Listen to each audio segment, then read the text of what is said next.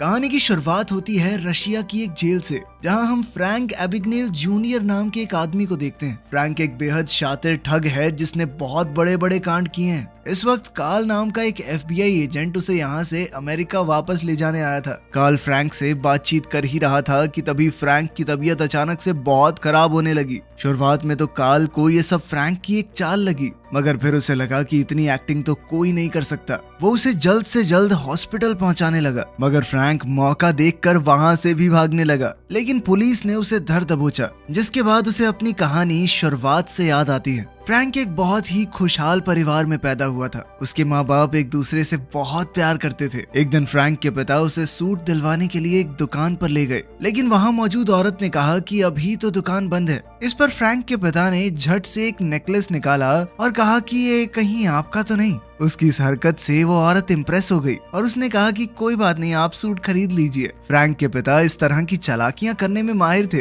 फिर उन्होंने फ्रैंक को ड्राइवर बन के गाड़ी चलाने को कहा और जल्द ही बैंक पहुंच गए। थोड़ी देर में बैंक का मैनेजर उन्हें रिसीव करने आया। दरअसल फ्रैंक के पिता को बिजनेस में बहुत बड़ा लॉस हुआ था, इसीलिए उन्हें बैंक से लोन की जरूरत थी। किसी और अकाउंटेंट की वजह से वो अपना टैक्स भरने में लेट हो गए, जिसके बाद उन्हें बहुत ज्यादा नुकसान उठाना पड़ा। लेकिन ये सब बताने के बावजूद भी कोई बैंक उनकी मदद करने को तैयार नहीं था। फ्रैंक के पिता की कार, प्रॉपर्टी, पैसे सब कुछ गवर्नमेंट ने जब्त कर लिया, मगर इस तंगी के बावजूद भी उन्होंने फ्रैंक का एक बैंक अकाउंट खुलवाया। फ्रैंक ने उनसे पूछा कि आप ऐसा क्यों कर रहे हैं, आप तो खुद कर्जे में हैं। इस पर उसके पिता ने कहा कि मेरी चिंता मत करो, तुम्हारी पूरी जिंदगी अभी आगे पड़ी है, तुम्हें अच्छे से जीनी है। उनकी जिंदगी में अचानक से तंगी आ गई थी, तो फ्रैंक को अपना स्कूल भी बदलना पड़ा। मगर स्कूल के पहले दिन ही इस नए स्कूल में एक लड़का फ्रैंक को परेशान करने लगा। वो उसका मजाक उड़ाते हुए कह के चला गया कि टीचर लग रहा है तू, अपनी उम्र के हिसाब से कपड़े पहना कर, समझा। फ्रैंक को उसकी इस हरकत से बहुत गुस्सा आया और वो सच में टीचर होने की एक्टिंग करने लगा। वो क्लास में पहुंचा और वहाँ पढ़ा रही असली टीचर से कहने लगा कि आप यहाँ क्या कर रही हैं, ये मेरी क्लास है, अभी मैं पढ़ाऊंगा, बाद में आना। बेचारी टीचर बहुत परेशान होकर वहाँ से चली गई। इसके बाद फ्रैंक ने उस लड़के को सबके सामने जलील किया। पूरे एक हफ्ते बाद जाकर स्कूल को पता चला कि इस तरह एक स्टूडेंट क्लास को पढ़ा रहा है, वो भी तब जब वो पूरी क्लास को ट्रिप पर ले जाने वाला था। जिसके बाद फ्रैंक के माँ बाप को उसके स्कूल में बुलाया गया। उसके पिता प्रिंसिपल के सामने तो पूरे सीरियस रहे, लेकिन बाद में फ्रैंक के साथ इस बात पर बहुत हंसे। एक दिन फ्रैंक जब घर पहुंचा तो उसने अपनी माँ के बेडरूम में किसी और को देखा। वो आदमी फ्रैंक के पिता के साथ काम करता था। उसकी माँ ने ये दिखाने की बहुत कोशिश की कि कुछ नहीं चल रहा और उसे थोड़े पैसे भी दिए कि लो बेटा अपने लिए कुछ ले लेना, लेकिन फ्रैंक सब कुछ समझ चुका था। कुछ दिनों बाद फ्रैंक के माँ बाप ने अलग होने का फैसला ले लिया। लॉयर ने फ्रैंक से पूछा कि तुम अपनी माँ के साथ रहना चाहोगे या अपने पिता के साथ। अपनी आंखों के सामने अपने परिवार को टूटता देख फ्रैंक बहुत दुखी हो गया। उससे ये सब और देखा नहीं जा रहा था। वो घर से भागकर किसी दूसरे शहर में चला गया। उसके पास ज्यादा पैसे तो थे नहीं, बस बैंक अकाउंट था और उसकी चेक बुक। वो धड़ाधड़ चेक काट के होटल वालों को देता गया, लेकिन जब धीरे धीरे चेक बाउंस होने लगे तो होटल वालों ने उसे निकाल दिया। फिर एक दिन बैठे बैठे उसे आइडिया आया कि चेक को बदला भी तो जा सकता है। ये थोड़े पुराने समय की बात है, तो उस वक्त इतनी ज्यादा एडवांस टेक्नोलॉजी नहीं थी। इसी चीज का फायदा उठाते हुए फ्रैंक धीरे धीरे नकली चेक्स बनाने लगा। वो चेक्स पर अलग अलग लोगों के नाम लिखकर उन्हें कैश करवाने लगा, और अगर बैंक की मैनेजर उसे कैश देने से मना कर देती तो वो एकदम कॉन्फिडेंस में अपने पिता के पुराने हथकंडे अपनाता, जैसे वो नेकलेस वाली ट्रिक, जिसके बाद उसका काम बन जाता। लेकिन धीरे धीरे उसका एक कांड पकड़ा जाने लगा। अब उसके चेक किसी भी बैंक में काम नहीं कर रहे थे। फिर एक दिन फ्रैंक की नजर होटल के बाहर एक पायलट पर पड़ी। सभी लोग उस पायलट की बहुत इज्जत कर रहे थे। ये देखकर फ्रैंक को आइडिया आया कि क्यों ना मैं पायलट ही बन जाऊं, असली नहीं नकली। तब तो सब उसकी बहुत इज्जत करेंगे और उसके चेक बड़ी आसानी से कैश आउट हो जाएंगे। फिर वो एक फर्जी रिपोर्टर बन के एयरपोर्ट चला गया और वहाँ के ऑफिशियल्स ने कहा कि मैं पायलट्स के ऊपर एक आर्टिकल लिख रहा हूँ, इसके लिए कुछ जरूरी चीजें जाननी होंगी मुझे। उसने सब कुछ पता किया कि पायलट्स को उनकी यूनिफॉर्म कहाँ से मिलती है, और उसने वहाँ पर कॉल करके कहा कि मेरा यूनिफॉर्म खराब हो गया है, क्या मैं एक नई वर्दी सिलवा सकता हूँ। थोड़ी चालाकियों के बाद फ्रैंक ने एक अच्छी सी यूनिफॉर्म खरीद ली। इसके लिए वो चेक से पेमेंट करने वाला था, मगर वहाँ के एम्प्लॉय ने कहा कि मुझे सिर्फ तुम्हारी पायलट ID चाहिए। फिर तुम्हें बिल्कुल भी पैसे देने की जरूरत नहीं है, हम अपने आप एयरलाइन से ले लेंगे। फ्रैंक ने अपनी नकली आईडी बनाई हुई थी और उसे ये यूनिफॉर्म फ्री में मिल गई। इसके बाद फ्रैंक अपने चेक को कैश करने बैंक में आया। जिस बैंक में उसे कोई भाव नहीं देता था, अब मैनेजर उसके पास खुद चल कर आया और उसने खुद ही उसके चेक को कैश करवाया। फिर उसे एक होटल से पता चला कि वो छोटे मोटे नहीं बड़े अमाउंट के चेक भी कैश करवा सकता है, लेकिन ये उसका सैलरी चेक होना चाहिए। इसके बाद फ्रैंक ने अपना नकली सैलरी चेक भी बनाना शुरू कर दिया। वो खिलौनों के प्लेन से एयरलाइन कंपनी का लोगो निकाल कर चेक पर चिपका देता। फिर वो सैलरी चेक लेकर बैंक चला गया, लेकिन मैनेजर ने कहा कि सर आप इसे डायरेक्ट एयरपोर्ट से कैश करवा सकते हैं। एयरपोर्ट में फ्रैंक किसी भी वक्त चेक को कैश करवा सकता था और ये बात उसे बहुत पसंद आई। वहाँ की रिसेप्शनिस्ट ने उससे पूछा कि क्या आज आप हमारे साथ उड़ने वाले हो। फ्रैंक ने हाँ कहा तो वो उसे डायरेक्टली प्लेन के अंदर ले गई। पायलट के लिए प्लेन में बैठना फ्री था। फ्रैंक कोई असली पायलट तो था नहीं, तो उसे बहुत डर लग रहा था, मगर उसने फिर भी सबके सामने काफी कॉन्फिडेंस दिखाया। फिर वो एक सुंदर सी एयर होस्टेस के पास गया और उससे पूछा कि क्या ये आपका नेकलेस है। अपने पिता की इस ट्रिक से उसने लड़की को इम्प्रेस कर लिया। फ्रैंक अपनी उम्र से थोड़ा बड़ा लगता था और किसी को शक नहीं हुआ कि वो 22-23 साल का एक असली पायलट नहीं है। फ्रैंक अपनी जिंदगी के पूरे मजे ले रहा था। उसने एक बैंक की मैनेजर के साथ भी फ्लर्ट करना शुरू किया और पूरे सिस्टम को समझने लगा कि चेक कहाँ से आते हैं, कहाँ जाते हैं, अकाउंट नंबर कैसे असाइन होते हैं, सब कुछ उसने पता लगा लिया। उसे पता चला कि बैंक के चेक्स को एनकोड करने के लिए टाइपराइटर का इस्तेमाल किया जाता है, तो उसने भी बिल्कुल वैसा ही सेकंड हैंड टाइपराइटर खरीद लिया। फ्रैंक अब नकली सा काम नहीं कर रहा था, उसका काम बहुत ज्यादा प्रोफेशनल हो गया था। धीरे धीरे वो चेक्स की मदद से ज्यादा रकम निकालने लगा और उसका ये फ्रॉड बड़े से बड़ा होता गया। उसकी इन हरकतों की खबर FBI तक पहुंच चुकी थी और उस केस को कार्ल नाम के एक एजेंट को असाइन कर दिया गया। वो अपने काम को बहुत सीरियसली लेता था। एक दिन फ्रैंक अपने पिता से मिला, जिन्हें वो अक्सर चिट्ठियां लिखकर बताता था कि आजकल क्या कर रहा है। फ्रैंक के पिता को लगता था कि उनका बेटा सच में पायलट बन चुका है। उन्हें उसके ऊपर बहुत फक्र हुआ। फ्रैंक ने कहा कि सरकार ने आपसे सब कुछ छीन लिया, तो मैंने अपनी कमाई से आपके लिए एक गाड़ी खरीदी है, वही जो मूवी में जेम्स बॉन्ड चलाता था। मगर फ्रैंक के पिता ने कहा कि टैक्स घोटाले के बाद सरकार अभी भी मेरे पीछे पड़ी है। अगर मैं ये गाड़ी ले गया तो कुछ दिन बाद वो इस गाड़ी को भी मुझसे छीन लेंगे। फ्रैंक के पिता का स्टोर भी बंद हो गया था, वो तंगी में ही चल रहे थे। फ्रैंक ने उन्हें पैसे देने का भी ऑफर दिया, मगर उन्होंने कहा कि मैं तुमसे पैसे नहीं ले सकता। फ्रैंक पूरे देश के सिस्टम को बहुत अच्छे से समझ चुका था। वो अलग अलग स्टेट्स के चेक दूसरी स्टेट में जाकर चलाता था। FBI बड़े ध्यान से उसकी सभी हरकतों पर नजर रखे हुए थी और जल्द ही वो उस होटल में पहुंच गए जहां फ्रैंक ने लास्ट चेक चलाया था। होटल में पूछताछ करते हुए पता चला कि फ्रैंक अभी भी उसी होटल में रह रहा है। वो इतने दिनों से वहां था कि अब उसकी जान पहचान होटल में सबसे हो चुकी थी। कार्ल बंदूक लेकर सीधा फ्रैंक के कमरे में पहुंचा। फ्रैंक समझ गया कि अगर कोई चालाकी नहीं दिखाई तो पकड़ा जाऊंगा, और वो कार्ल के सामने ऐसे दिखाने लगा कि हाँ शांत रह, मैं सीक्रेट सर्विस से हूँ। तुझे क्या लगा तू अकेला ढूंढ रहा है इस आदमी को? इस आदमी के पीछे पूरी सरकार लगी है। कार्ल ने कहा कि मुझे अपनी आईडी दिखाओ। मैं कैसे मानूं तुम जो कह रहे हो वही हो? इस पर फ्रैंक ने कहा कि तुम एक काम करो, मेरा पूरा बटवा ही रख लो, चेक कर लो शांति से। कार्ल एक हाथ से उस वॉलेट को खोल नहीं पा रहा था।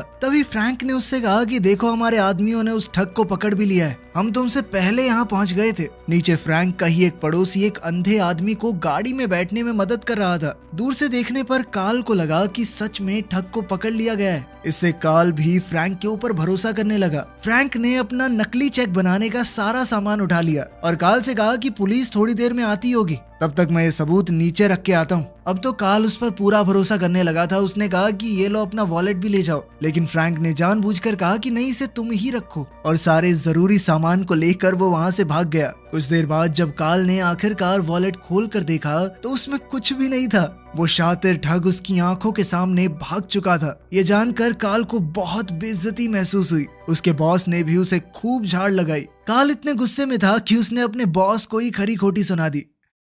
फ्रैंक जिस तरह पायलट होने का दिखावा करता था, ये बात धीरे धीरे एयरलाइंस को पता चलने लगी। अब यही स्कैम फिर से करते रहना थोड़ा मुश्किल था। प्रेस को जब इस बात का पता चला तो उन्होंने फ्रैंक को जेम्स बॉन्ड का नाम दे दिया। फ्रैंक इस बात से बहुत खुश हुआ और उसने बिल्कुल जेम्स बॉन्ड जैसे ही सूट पहनने शुरू कर दिए, गाड़ी भी वैसी ही खरीद ली। धीरे धीरे समय बीतता गया और क्रिसमस का समय आ गया। कार्ल अकेला अपने ऑफिस में काम कर रहा था। तभी फ्रैंक ने उसे कॉल करके कहा कि अब तक जो भी मैंने तुम्हारे साथ किया उसके लिए मैं माफी मांगना चाहता हूँ। फ्रैंक ने अपना पता भी उसे दे दिया, लेकिन कार्ल ने कहा कि तुम मुझे फंसा रहे हो ना, इस बार तेरे चंगुल में नहीं आऊंगा बेटे। साथ ही कार्ल ने कहा कि तेरे पास पैसा भले ही हो लेकिन तू बहुत अकेला है, इसीलिए तो मुझे फोन कर रहा है। फ्रैंक को ये बात बहुत बुरी लगी और उसने फोन रख दिया। लेकिन फ्रैंक इस बार सच कह रहा था। उसने अपना असली एड्रेस कार्ल को बताया था। आखिरी बार जब कार्ल ने फ्रैंक से बात की थी तो उसने अपना नाम बैरी एलन बताया था, जो कि एक कॉमिक बुक का कैरेक्टर है। कार्ल ने तभी अपने ऑफिस में फोन करके बताया कि ये कोई बच्चा है जो बस थोड़ा बड़ा दिखता है, उम्र बहुत कम है इसकी,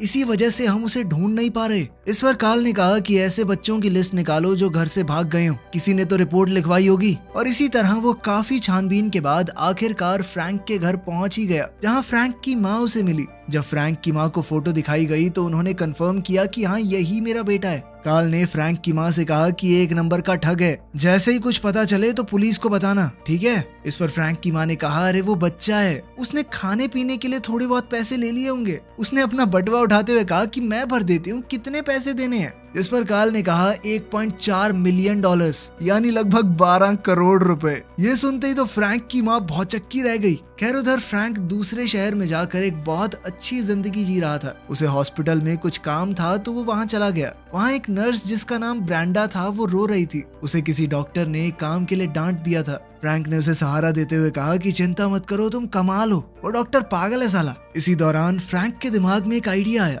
उसने ब्रेंडा से पूछा कि यहाँ कोई जॉब वैकेंसी है क्या। दरअसल अब पायलट बनना थोड़ा रिस्की हो गया था, तो फ्रैंक ने सोचा कि अब डॉक्टर बन जाते हैं। उसने कहीं और की भी नहीं, हार्वर्ड की डिग्री बनाई और इंटरव्यू के लिए चला गया। वहाँ मौजूद डॉक्टर को भी लगा कि सर, आप हमारे छोटे से अस्पताल में काम करेंगे। फ्रैंक अलग अलग डॉक्टर्स वाली मूवीज देख कर गया था, जिससे उसे पता रहे कि कैसे बर्ताव करना है। तो फ्रैंक ने जवाब दिया कि सर, मैं बड़े शहरों में नहीं, छोटे शहरों में लोगों की मदद करना चाहता हूँ। जिसके बाद उसे झट से नौकरी मिल गई। वो काम धाम कुछ करता नहीं था, बस डॉक्टर्स को आलतू फालतू सलाह देता रहता था। साथ ही खाली समय में वो और ब्रेंडा एक दूसरे के बहुत करीब आ गए। तभी एक दिन अचानक एक इमरजेंसी केस के लिए उसे बुला लिया गया। एक छोटे बच्चे को बहुत ज्यादा चोट आई थी। खून देखकर तो फ्रैंक हिल गया। उसने पूरा कॉन्फिडेंस रखते हुए डॉक्टर से कहा कि तुम इसमें क्या करोगे। डॉक्टर ने जो भी जवाब दिया उसने कहा कि बिल्कुल सही, मुझे कॉन्फिडेंस है कि तुम ये कर सकते हो। मैं कुछ देर में आता हूँ देखने की सही काम किया है कि नहीं। ये कहकर वो वहां से चला गया, लेकिन असलियत में तो उसकी हालत पतली हो गई थी।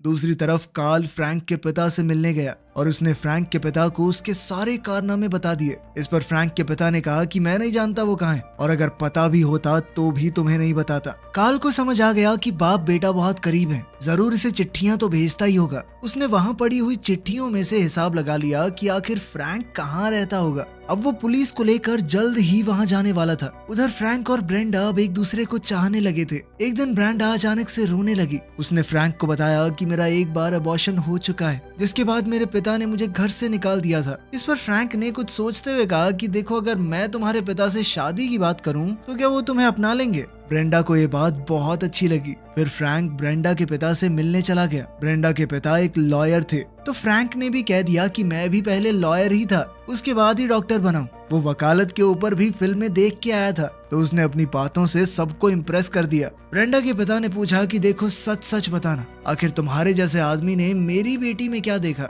इस पर फ्रैंक ने कहा कि मैं सिर्फ एक मामूली सा आदमी हूँ जो आपकी बेटी से प्यार करता है। जिसके बाद ब्रेंडा के पिता तो बहुत ज्यादा इम्प्रेस हो गए। फ्रैंक ने ब्रेंडा के पिता से पूछा कि अगर मैं यहाँ पर लॉ प्रैक्टिस करना चाहूँ तो मुझे क्या करना होगा। इस पर उन्होंने कहा कि तुमने लॉ स्कूल तो किया ही हुआ है, तो बस तुम्हें एक एग्जाम देना होगा, जिसके बाद तुम यहाँ पर प्रैक्टिस कर सकते हो। जिसके बाद फ्रैंक ने असलियत में पढ़कर एग्जाम दिया और लॉयर बन गया। इसके बाद कहानी फिर से प्रेजेंट में आई, जहाँ कार्ल ने फ्रैंक को अरेस्ट कर लिया था। कार्ल ने पूछा कि तुमने उस एग्जाम को पास कैसे किया। तो फ्रैंक ने कहा कि इस बात से क्या फर्क पड़ता है, लेके तो तुम मुझे जेल में ही जाएगा ना, कोर्ट में तो नहीं। कहानी फिर पीछे गई, जहां हम फ्रैंक को ब्रेंडा की फैमिली के साथ अच्छी तरह घुलते मिलते हुए देखते हैं। वो ब्रेंडा से शादी करने ही वाला था। उसने अपने पिता से मिलने की इच्छा जाहिर की और साथ ही उन्हें बताया कि गवर्नमेंट ने हमसे जो कुछ भी छीना था वो सब हम वापस हासिल करके रहेंगे, और फिर आप माँ को भी मना लेना और हम सब पहले की तरह एक साथ रहेंगे। उसके पिता ने बताया कि तुम्हारी माँ ने किसी और से शादी कर ली है। ये सुनकर फ्रैंक को बहुत बुरा लगा।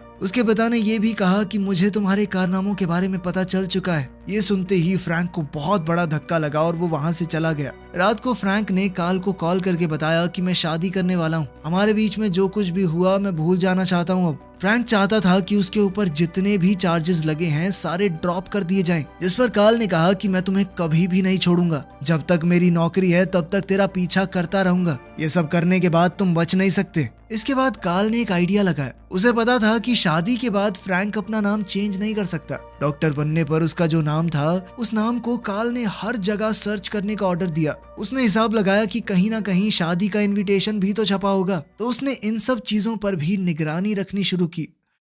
फ्रैंक की शादी हुई और सारे एजेंट्स वहां पहुंच गए। फ्रैंक ये देखते ही ब्रेंडा को लेकर अपने कमरे में आ गया। फ्रैंक ने ब्रेंडा को सब कुछ सच बताया कि वो आज तक लोगों को बेवकूफ बनाता आया है, लेकिन ब्रेंडा से वो सच्चा प्यार करता है। उसने कहा कि मैं यहाँ से अभी तो भाग रहा हूँ, तो मुझे एयरपोर्ट पर आकर मिलना, और तुम कहाँ जा रही हो इस बारे में किसी को कुछ मत बताना। अगले दिन एयरपोर्ट पर फ्रैंक ने ब्रेंडा का इंतजार किया। ब्रेंडा वहां आ तो गई, पर वो अकेली नहीं थी, उसके साथ एजेंट्स भी थे। फ्रैंक का वहां से निकलना बहुत ज्यादा मुश्किल हो गया था। तभी उसने एक आइडिया लगाया। वो एक कॉलेज में गया और कहा कि हमारी एयरलाइन बहुत सारी एयर होस्टेसेस को काम पर रख रही है। बहुत सारे इंटरव्यूज लेकर उसने सुंदर लड़कियों को सिलेक्ट कर लिया और उन लड़कियों को अपने आसपास रखकर वो पायलट की यूनिफॉर्म पहन के एयरपोर्ट में घुस गया। सभी पुलिस वाले उन सुंदर लड़कियों की खूबसूरती देखकर खो गए और फ्रैंक आसानी से वहां से निकल गया। इस सब के दौरान ही फ्रैंक जैसा दिखने वाला एक लड़का कार लेकर एयरपोर्ट के बाहर खड़ा हो गया। सारे FBI एजेंट उसे पकड़ने के लिए भागे। पकड़े जाने पर लड़के ने कहा कि एक बंदे ने मुझे पैसे दिए थे यहाँ खड़े होने के। फ्रैंक बड़ी ही चालाकी से देश से बाहर निकल गया। इसके बाद उसने बहुत सारे अलग अलग देशों में बड़े बड़े फ्रॉड किए। फ्रैंक की जो आखिरी जगह पता चली थी वहाँ वो चेक बना रहा था। कार्ल ने अपने सीनियर्स से कहा कि मुझे वहाँ जाने दीजिए, मैं उसे पकड़ कर ले आऊंगा, लेकिन उसके सीनियर्स ने उसकी बात नहीं मानी। हमारे देश में तो पकड़ नहीं पाए, दूसरे देश में पकड़ोगे। फिर कार्ल ने फ्रैंक के बारे में और इन्फॉर्मेशन निकाली और उसे पता चला कि अब तो फ्रैंक अपने चेक्स को प्रिंट करवा रहा है। कार्ल इतना तो जानता था कि फ्रैंक रशिया में है, लेकिन रशिया छोटा देश तो है नहीं, रशिया में कहाँ पर। उसे याद आया कि फ्रैंक की माँ रशिया के एक छोटे से गांव से थी और थोड़ी रिसर्च करने पर पता चला कि वहाँ एक प्रिंटिंग प्रेस भी है। आज फिर से क्रिसमस ईव का दिन था। वो वहाँ पहुंचा तो कार्ल को फ्रैंक मिल गया। फ्रैंक ने कहा कि आओ मैं तुम्हें घुमा के लाता हूँ, मेरे साथ बाहर चलो। तो कार्ल ने कहा कि देखो, भागने की कोशिश बिल्कुल मत करना, वरना यहाँ की पुलिस तुम्हें मार डालेगी। कार्ल ने कहा कि अगर तुम अभी सरेंडर कर दो तो मैं तुम्हें बचा सकता हूँ। जिस पर फ्रैंक ने उसे कहा कि खा अपने बच्चों की कसम। कार्ल ने कसम भी खाई और कहा कि यकीन करो मैं सच बोल रहा हूँ। जिसके बाद फ्रैंक ने हथकड़ियां पहन ली, लेकिन बाहर आने पर वहाँ कोई नहीं था। एक बार तो फ्रैंक को लगा कि मैं पागल बन गया, लेकिन अगले ही पल बहुत सारी पुलिस की गाड़ियां वहाँ पहुँच गई। अब कहानी फिर से वर्तमान में आती है। कार्ल और फ्रैंक अमेरिका में लैंड होने ही वाले थे। तभी फ्रैंक ने कहा कि मैं अपने पिता से बात करना चाहता हूँ। जिस पर कार्ल ने भारी मन से बताया कि तुम्हारे पिता की बाथरूम में गिरने की वजह से मौत हो गई है। फ्रैंक को इस बात का बहुत सदमा लगा और वो टॉयलेट में जाकर जोर जोर से रोने लगा। प्लेन लैंड होने में अब बहुत कम समय बचा था, लेकिन तब भी जब फ्रैंक बाथरूम से बाहर नहीं आया तो कार्ल ने दरवाजा तोड़कर देखा कि अंदर है भी कि नहीं। लेकिन तब तक फ्रैंक ने सिंक का स्क्रू निकाल दिया और वो जहाज के अंदरूनी हिस्से में घुस चुका था। जैसे ही जहाज के पहिए खुले, फ्रैंक मौका देखते ही वहाँ से भाग गया और वो उसी रात अपनी माँ से मिलने गया। उसने देखा कि उसकी माँ ने अपना नया परिवार बहुत अच्छे से बसा लिया था और उनकी एक छोटी बच्ची भी थी। उधर कार्ल जानता था कि फ्रैंक अपनी माँ के पास जरूर जाएगा और उसने वहाँ पहुंचकर फ्रैंक को अरेस्ट कर लिया। फ्रैंक की उम्र 19 साल से कम थी। कार्ल चाहता था कि उसे एक माइनर की तरह ट्रीट किया जाए, लेकिन सरकार इतना बड़ा घोटाला करने के लिए उसे बड़ी से बड़ी सजा देना चाहती थी। वो 10 साल के लिए अकेला जेल में सड़ने वाला था, किसी से बात भी नहीं कर पाएगा। फिर एक दिन कार्ल उससे मिलने के लिए आया। जिस तरीके से फ्रैंक फ्रॉड कर रहा था वैसे ही कोई और भी कर रहा है। फ्रैंक ने कहा कि मुझे उसका चेक दिखाओ। चेक देखते ही फ्रैंक समझ गया कि ये देखो, ये गड़बड़ है इसमें। और कार्ल ये समझ गया कि इस तरह के क्राइम को रोकने में सिर्फ फ्रैंक ही उसकी मदद कर सकता है। अगली बार वहां आते हुए कार्ल अपने साथ कुछ FBI एजेंट्स भी लाया था। उन्हें भी फ्रैंक का केस सॉल्व करने का तरीका काफी पसंद आया। धीरे धीरे कार्ल ने फ्रैंक को जेल से बाहर निकाल लिया और FBI में एक नौकरी दे दी। यहाँ उसे रोज 8 घंटे नौकरी करनी थी। जिंदगी ने उसे एक और मौका दिया था। अगर उसने भागने की कोशिश की तो उसे सीधा 50 साल की सजा हो जाएगी। फ्रैंक ने अच्छे से नौकरी करने की पूरी कोशिश की, लेकिन वो बहुत बोर होने लग गया। उसने FBI में खुद के रिकॉर्ड निकाले और उन्हें मिटा दिया। वीकेंड पर वो किसी और देश में भागने ही वाला था, मगर कार्ल ने उसे रोक लिया और कहा कि देखो तुम बच्चे हो, जिंदगी ने तुम्हें एक और मौका दिया है तो उसका फायदा उठाना चाहिए। तुम अगर भागे तो पूरी जिंदगी जेल में बितानी पड़ेगी। मैं तुम्हें रोकने नहीं वाला, मगर मंडे को काम पर वापस आ जाना। याद रखना तुम्हारा पीछा कोई नहीं कर रहा, किसी से भागने की जरूरत नहीं है। फ्रैंक वहाँ से चला गया और मंडे को कार्ल उसका बेसब्री से इंतजार कर रहा था। एक बार को तो उसे लगा कि फ्रैंक फिर से भाग गया, लेकिन फ्रैंक वापस आया और फिर से अलग अलग केसेस पर कमाल तरीके से काम करने लगा। जल्द ही फ्रैंक ने एक लड़की ढूंढकर शादी भी कर ली और एक बेहतर जिंदगी जीने लगा। FBI में अपना नाम करने के बाद उसने एक कंपनी शुरू की जो कि बैंक से जुड़े हुए सभी तरह के फ्रॉड्स को खत्म करने के लिए काम करती थी। अब फ्रैंक से बेहतर चोरों को कौन ही पकड़ सकता था। ये एक सच्ची कहानी है जिसमें फ्रैंक आखिर में सही तरीके से भी करोड़पति बन गया। वीडियो पसंद आई तो लाइक कर देना, चैनल को सब्सक्राइब कर लेना। मिलते हैं अगली वीडियो में।